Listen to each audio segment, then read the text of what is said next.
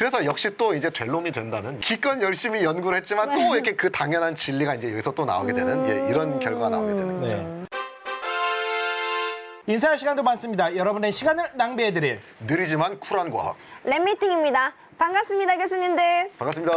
반갑습니다. 우리 우주 같은 경우에는 입자물리의 관점에서 보면 되게 이상한 우주인 거예요. 진짜 이상한 우주인데 거기서는 이제 생명이 있는 거죠. 이게 뭐가 이상한 거죠. 그러니까는 지금 우리 우주의 암흑 에너지가 저렇게 생겨먹은 거랑 우리가 존재하는 거가 뭔가 연관이 있는 것 같다라고 하는 것을 이제 인류 원리에서 얘기하는 이상한 상황에도 뭔가가 맞아떨어져가지고 우연히 겹쳐가지고 그런 게 너무 좋아요. 생명이 존재를 하게 됐다. 우리 우주의 존재랑 인류랑 무슨 상관관계가 있는 게 아닐까? 철학적으로는 질문을 하려고 했었던 것이 한 1980년대까지 있었던 얘기인데 네네. 네. 그 이후에 갑자기 좀 분위기가 묘하게 바뀌어지기 시작합니다. 이게 보면은 이제 저기 가운데 있는 게 지금 마블 유니버스의 스파이더맨이고요. 네. 이때부터 막 이제 그 마블 유니버스에서 다중우주 이야기가 막 나오기 시작하잖아요. 멀티버스가 나오기 시작하는데 자 여기서 키워드는 멀티버스 다중우주입니다. 인류 원리의 멀티버스 이야기가 이제 갑자기 이게 들어오기 시작하는 거예요. 근데 멀티버스라고 하는 게 우주론에서 그렇게 물론 대놓고 멀티버스 이야기를 이제 떠들고 하는 사람들은 저 사람 뭐 제대로 된 사이언스를 하는 사람이 아니야 하면서 이제 배척받는 분위기가 되지만 그렇지만 우주론의 핵심을 놓고 봤었을 때 멀티버스를 마냥 부정하기는 어렵습니다. 저 왼쪽 끝에 네. 빅뱅이 어떻게 시작됐는지에 대해서 물음표를 쳤잖아요. 네. 여기에 대해서 여러 가지 이론이 있지만 한 가지 가능성은 어떤 공간에서 진공 상태가 그냥 진공이 아니라고 했잖아요. 이렇게 양자가 요동이 있을 거라고 네. 했잖아요. 네네. 그 요동이 갑자기 모종의 이유로 큰 요동이 생긴 거죠.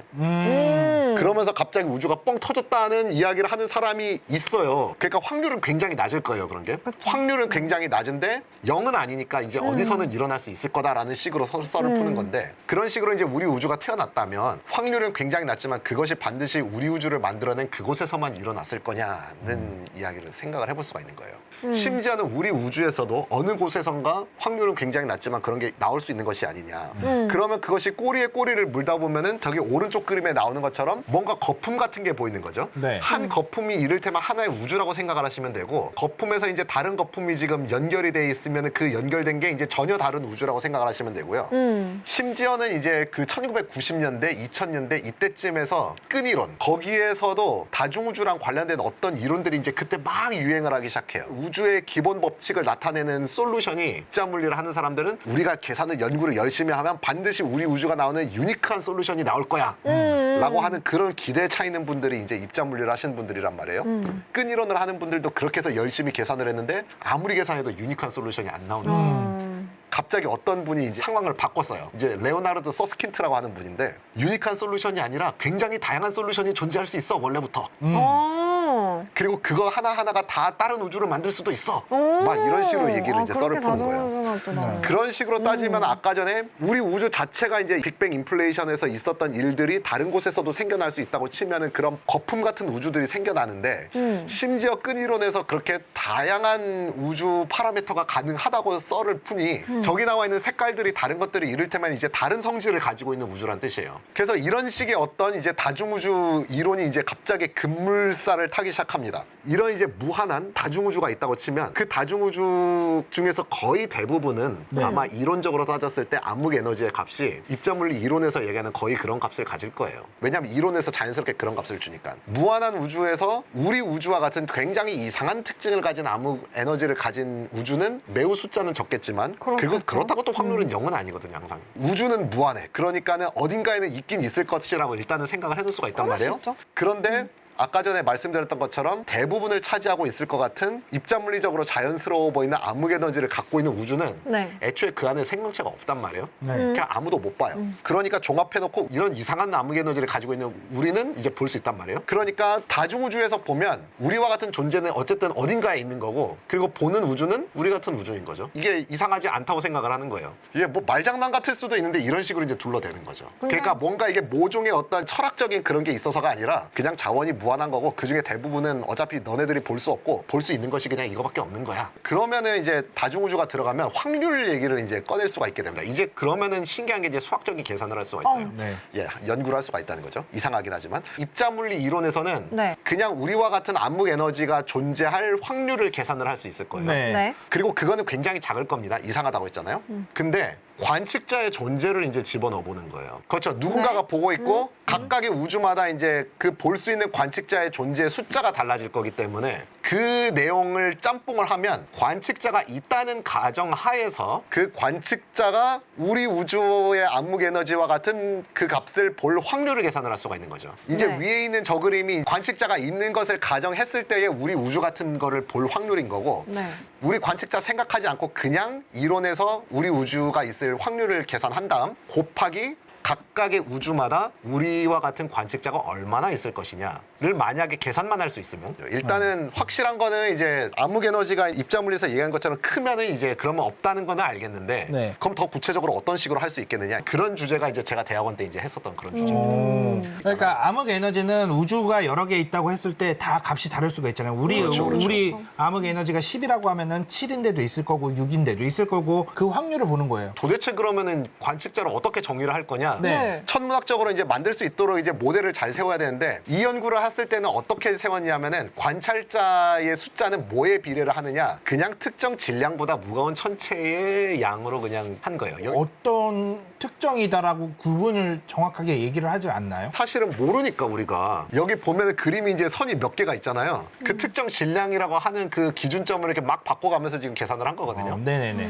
이 사람들이 이제 주장하기로는 일단은 우리 은하에는 우리가 있으니까 우리 은하 정도 질량은 이제 확실히 생명체가 있을 거고 네. 그리고 우리 은하보다 질량이 커다란 천체가 있으면은 아마 비례해서 많을 건데 우리 은하보다 질량이 너무 쭉 떨어지면은 그냥 비례해서 떨어지는 게 아니고 아마 없을 수도 있다. 이제 이런 식으로 이제 대충 이제 그냥 썰을 푼 거죠. 네. 굉장히 좀 불만족스럽잖아요. 그래서 이제 좀 연구를 더 해보자 이제 하는 오기가 이제 개인적으로 생긴 겁니다. 오. 그림을 따져보면은 저는 이제 2000년대 초반에 있었던 그 은하계의 그 거주 가능성 저 연구를 보게 됐었는데 그게 또 저 오른쪽에 그리는 이제 인류 원리 혹은 다중 우주랑 이제 좀 연관이 있을 수 있다는 생각을 했었어요. 인류 원리를 계산할 때 있어서 결국에는 한 우주에 관측자가 얼마나 있을 수 있는가를 이제 알아내야 되는데 네. 그거를 아까 전처럼 이제 천문학적으로 이제 계산을 할 수 있는 형태로 만들어야 되는데 기껏해야 뭐 무슨 질량보다 크다 뭐 이런 식으로 하니까는 너무 대충 하는 거 아니냐 이제 이런 생각이 드는 거죠. 네. 그러다가 저 은하계 이제 거주 가능성이란 얘기를 들으니까 아, 저 개념을 이용하면은 아까 그 사람보다는 좀 더 제대로 된 연구를 할 수 있겠다 이제 이런 생각을 하게 된 거예요. 만약에 한 종류의 우주가 있고 네. 그리고 다른 성질을 가지고 있는 우주가 있다고 쳤을 때 은하들의 개수 자체도 좀 다를 거고요. 그리고 은하들의 종류도 조금씩 다르겠죠. 그리고 각각의 은하 종류마다 그 안에 생명체가 있을 만한 행성의 수도 조금씩 다를 수도 있어요. 그렇죠. 그건 그래서 여기 지금도 이제 그렇죠. 예, 여기 있는 숫자들이 이제 그런 걸 이제 나타낸 건데 그래서 문제는 이제 저 숫자를 어떻게 구할 것이냐 네. 그렇죠. 하는 것만 한번 연구를 잘 해보자. 그렇죠. 관측자가 어디는 10개고 어디는 100명인지 어떻게 아느냐. 그게 핵심이겠죠. 네. 그래서 더더욱 이제 은하계의 이제 거주 가능성에 이제 관심을 갖게 된 거죠. 그래서 은하계 거주 가능성을 어떻게 연구를 하느냐? 연구가 가능합니다. 그래요? 물론 굉장히 이론적이지만 가능은 해요. 어떤 식으로 할 수 있냐? 거주 가능한 행성에 대해서 은하계에 있는 별들의 분포를 알고 있다면 그 안에 있는 거주 가능한 행성의 분포를 이론적으로 비율이긴 하지만 네. 구할 수가 있을 수도 있고요. 네. 첫 번째는 그런 파트가 하나가 있습니다. 두 번째는 아까 전에 이제 은하 중심으로 가면은 초신성이 막 뻥뻥뻥뻥 터질 수도 있다고 했잖아요. 네, 맞아요. 그래서 그런 식의 어떤 터지면은 대량 멸종을 일으킬 수 있는 가능성이 있는 요인이 있는지 없는지를 체크를 해봐야 돼요. 네. 자, 그러면 거주 가능 행성의 분포는 어떤 식으로 할 수 있냐면은 은하계에서 별의 밀도 분포와 별의 나이 분포를 알고 있으면 애초에 이제 항성계의 분포를 알 수가 있고 그리고 이제 항성의 이제 나이를 알 수가 있죠. 그리고 무거운 원소의 함량을 알고 있으면 거기에 지각형 행성이 어느 정도로 있을 수가 있는지 모델링을 시작을 그렇죠. 할 수가 있게 돼요. 네. 두 번째로 대량 멸종 가능성은 이건 좀 쉽습니다. 아까 전에 이제 초신성의 가능성에 대해서 이야기했었고 일단 활동성 은하핵은 은하의 정말 중심으로 가면은 위험하긴 한데 진짜 중심으로 가야지 위험하고 이렇게 좀만 중심에서 떨어지면은 그렇게 위험하진 않아요. 감마선 대폭발도 걸리면 정말 재수없긴 하지만은 자주 일어나지도 않을 뿐더러 저기 이제 그림에도 나오듯이 이제 얇은 빈 모양으로 나오거든요. 네네. 네. 그러니까 각도가 맞아야 돼요. 각도가 안 맞으면은 아무짝에도 뭐 상관이 없습니다. 네. 그래서 결과적으로 사람들이 초신성이 제일 위험하다. 이게 영향력이 제일 클 것이다라고 생각을 하고 초신성은 신기하게도 무거운 별에서 이제 만들어지잖아요. 무거운 별은 나이가 적어요. 우주론적인 스케일에서 보면 그냥 별이 태어나자마자 그중에서 일부는 바로 초신성이 된다라고 생각을 할 수가 있는 정도예요. 그러다 보니까 초신성이 있을 만한 확률이 거의 별 별 탄생률하고 거의 비슷하게 가게 됩니다. 아. 그래서 이제 거주 가능한 행성의 분포도 수학적으로 모델링을 하는 것이 일단은 가능해지고 별의 생성률을 통해서 대량 멸종의 가능성도 일단은 모델링이 가능해집니다. 그래서 실제로 이제 연구들을 보면은 이게 2004년에 나온 논문이에요. 사이언스지에 나왔습니다. 이 그림에서 이제 X 괄호축은 뭐냐면은 우리 은하의 중심으로부터의 거리고 그리고 이제 세로축은 현재로부터 이제 걸린 시간. 그래서 이들이 이제 주장한 거는 맨 처음에 이제 제가 처음 소개드렸던 그 링 같은 모양이 진짜로 존재하는 것 같다라는 결과를 이 사람들이 이제 내놨어요. 저기 이제 초록색으로 보이는 영역이 제일 거주간 따뜻한 지역이 이제 요런 데 생긴다. 아, 네. 라는 거고 여기 바깥으로 넘어가게 되면은 예를 들어서 뭐 시간이 부족하거나 아니면 초신성이 너무 많아가지고 대량 멸종을 하거나 지구형 행성이 너무 없거나 무거운 원소가 너무 많아가지고 지구형 행성이 생기기 전에 목성과 같은 것들이 더 많이 생겨버리는 바람에 걔 때문에 오히려 지구형 행성이 안 생겨버리는. 사실 이 연구가 이제 이론적으로 가능하다라고 하는 거지 실제로 이제 걸고 넘어가야 될 산이 너무 많아요. 뭐 결국에 우리가 지구밖에 모르는 것이 문제긴 하지만 천문학적인 관점에서 봤을 때도 첫 번째 초신성과 가까우면 대량 멸종이 일어나는 거는 머리로는 이해가 가는데 실제로 생명체의 어떤 뭐 예를 들어서 뭐 DNA의 뭐 변화를 일으킨다든지 이런 식으로 멸종을 일으키는지에 대한 정확한 연구가 이루어져 있지 않은 거죠. 그래서 이 부분이 모르는 블랙박스 중에 하나입니다. 두 번째로는 무거운 원소가 일단은 있어야지 지구형 행성이 생기는 거는 알겠는데 네. 그렇다고 비율이 무조건 많아지면 무조건 지구형 행성의 수가 비례해서 늘어나는 거냐? 예전에는 이제 약간 좀 그럴 거라고 생각을 했거든요. 반드시 무거운 원소가 늘어난다고 늘어나는 것 같지가 않아요. 오히려 너무 늘어나면 목성형 행성이 더 많이 생기는 바람에 얘가 생기면서 얘를 이제 잡아먹어 버리는 거죠. 기본적으로 수소하고 헬륨은 기본 세트야. 무조건 있어. 무거운 원소를 기반으로 무언가 암석이 있는 것들을 만들 텐데 얘네가 너무 많이 있으면은 어차피 수소하고 헬륨은 너무 많이 있잖아요. 그러니까 얘네가 여기에 묻히는 거지. 너무 많은 것들이. 역시 다 밸런스가 있어야 되는 거예요. 그렇죠. 네, 지금 이 얘기를 한 것도 인공위성에서 이제 관측을 한 지구형 행성의 특징을 가지고 이제 유출을 한 건데 지구형 행성이라는 것 자체가 발견이 너무 어려워요. 그렇죠. 어떻게 보면 지구형 행성을 발견했다는 환경 자체가 그 지구형 행성에 있는 항성이 적당히 가까이 있고 작아져야 그래야지 거기에 비례해서 지구형 행성 같은 작은 행성도 발견이 가능한 거거든요. 네네. 그러니까 여기서부터 벌써 자료가 한쪽으로 쏠려 있는 거라. 이걸 가지고 얻어낸 지구형 행성의 특징, 무거운 원소와의 그 관계식이 과연 우리 은하 혹은 우주 전체에 대해서 계속 유지가 될 것인가? 그렇죠. 그걸 모르는 거예요. 네. 그러다 보니까 결과가 이게 계속 바뀝니다. 물론 연구하는 사람도 그렇게 많지는 않지만 2010년대로 가면은 이게 제가 아는 저랑 여름 학교를 이제 같이 다닌 마이클 고안록이라고 하는 미국 친구가 한 명 있는데 지금 이제 교수죠. 그분이 대학원 이제 박사 논문으로 이제 썼었던 그 논문이에요. 거기서는 이제 결론이 전혀 다른 결론이 나오게 돼요. 이 녀석 같은 경우에는 간단합니다. 그냥 은하 중심으로 갈수록 초신성도 많긴 많지만 별이 워낙 많기 때문에 그래서 결과적으로 보면 거기 행성이 더 많다는 거예요. 최근에는 좀 경향이 이런 식으로 가고 있는 것 같아요. 그러니까 별이 많을수록 장땡인 거다. 그 이후로도 뭐 다른 연구들이 나오긴 나왔었지만 최근에 이제 우리 은하에 관한 어떤 거주 가능성을 얘기할 때는 이런 식의 이제 논리가 이제 메인이 된 것 같아요. 그렇죠. 근데 생각을 해보면 이제 우리 은하만 따질 것이 아니고 이제 우주에 있는 다양한 종류의 은하가 있으니까 네네. 거기에 대해서도 한번 이제 좀 따져볼 수 있지 않을까 하고 궁리만 하고 있던 차에 2015년에 이제 이런 논문이 하나가 나오게 됩니다. 펀더멘탈 플레인이라고 하죠. 은하의 별 질량과 은하의 별 생성률을 알면 이제 다른 은하의 성질도 이제 어느 정도 있는 통계적으로 유출할 수 있다는 것이 알려져 있어서 그것들을 이용하면은 은하를 이제 크게 이렇게 다음과 같이 두 종류로 나눌 수가 있어요. 왼쪽 위로 갈수록 젊은 은하일 가능성이 높고요. 네. 그리고 별 생성률이 높죠. 숫자가 크니까. 네. 그리고 질량도 가볍고 그리고 저런 은하는 대체적으로 나선 은하일 가능성이 높습니다.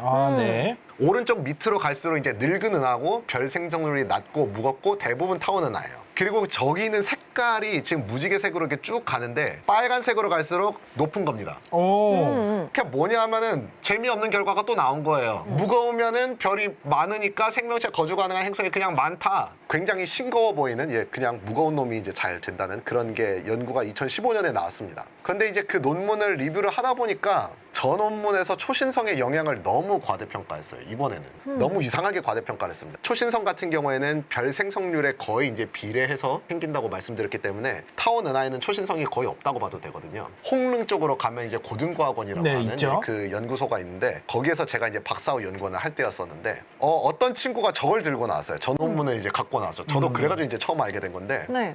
야 저거 너무하지 않았느냐. 이제 저는 계산을 잘 못했는데 이제 그 친구가 특히 이제 뭐 별 계산 이런 걸 굉장히 잘하는 잘한 친구였어요. 네. 그래서 1년 만에 논문이 뚝딱 나왔습니다. 그래서 이게 얘 뒤에 있는 이름이 이제 저인데요. 근데 계산을 해봤더니 그렇게 결과가 크게 다르지가 않아요. 아, 있다는 조금 거죠? 다른데 네.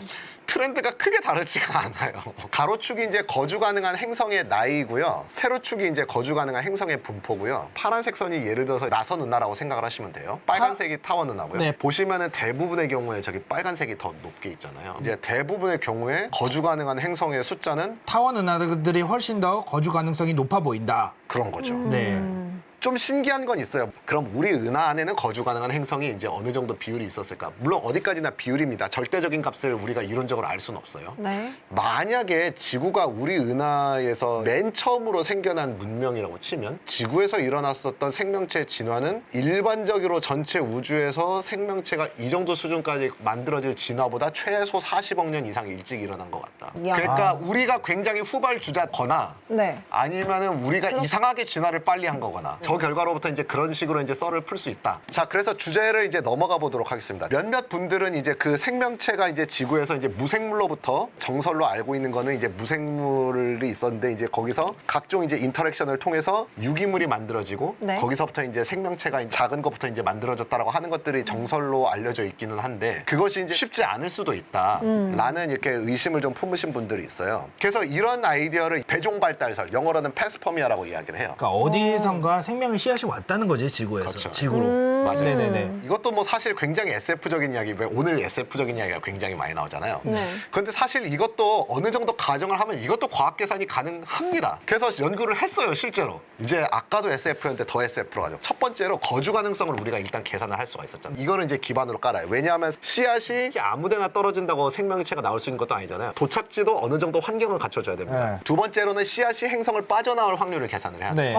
네. 재수없게 운석이 떨어졌을 때 이렇게 펑 튀어 나올 수 있다라고 이제 그렇게 계산을 네네네. 했었어요. 뭐, 그렇죠. 운석이 부딪힐 확률 같은 것들이 태양계의 특징을 가지고 이제 계산을 할 수 있고요. 세 번째로는 씨앗이 이동할 수 있는 거리를 이제 생각을 해야 됩니다. 속도랑도 관련이 있고 그리고 씨앗이 우주 공간에서 얼마나 오랫동안 이게 죽지 않고 이제 살아남을 수 있을까 이거는 이제 사실 모르기 때문에 진짜 변수로 아, 네. 놓고 네. 이제 계산을 했어요. 그래서 이런 거예요. 2021년이니까 재작년에 나온 논문이네요. 맨 왼쪽 위에 보여드리는 그림이 우리 은하랑 이제 굉장히 비슷하게 시뮬레이션을 한 네. 네. 그 은하고요. 그리고 여기 보여드리는 세 개의 그림이 이제 서로 다른 종류긴 하지만 이제 거주 가능성을 이제 실제로 이제 계산을 한 겁니다. 네.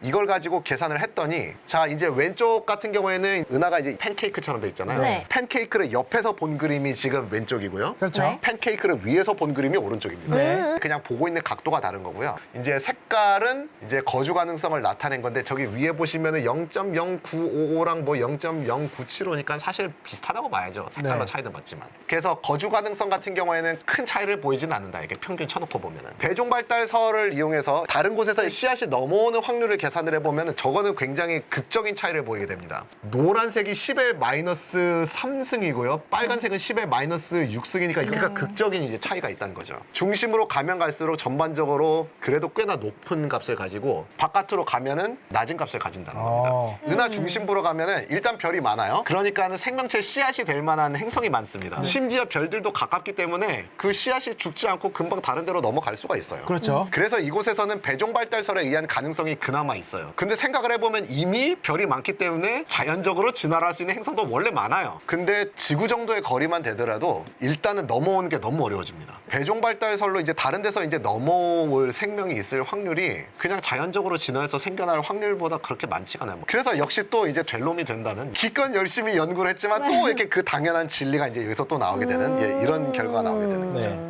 씨앗으로 생겨난 생명체 전체의 수가 그냥 진화로 생긴 수보다 100배, 1000배 더 많다고 하더라도 네네. 우리 태양계 근처만 보면은 그렇게 씨앗이 우세한 행성의 숫자가 10%밖에 안 된다는 거예요. 아. 대부분 다 중심에 몰려 있어 그러니까. 씨앗에 의해서 뭐가 있을 만한 데는 다 그냥 은하 중심부라는 거예요. 그래서 이제 오늘의 시간을 마무리를 하자면은 처음에는 이제 생명체의 이제 거주 가능성이라고 하는 것에서부터 시작해서 그 개념을 확장한 은하계의 거주 가능성이라고 하는 개념을 생각을 해보게 됐고 그러면서 저는 동시에 이제 우주론을 하는 사람으로서 우리 우주의 암흑 에너지가 왜 이렇게 생겼을까를 이제 고민을 하다 보니까 또 다중우주라고 하는 개념을 이제 알게 된 거고요. 그리고 그거를 우리 암흑 에너지가 어떤 식인가를 이제 연구를 하려다 보니까는 은하계 거주 가능성을 또 좀 잘 알아야겠다라고 하는 생각을 갖게 돼서 이런 식의 연구를 이제 좀 하게 되면서 이제 이런 스토리를 이제 갖게 됐다 정도로 오늘의 이제 발표를 이제 요약을 할 수가 있겠습니다. 여러분의 존재 자체가 되게 희박한 로또였습니다.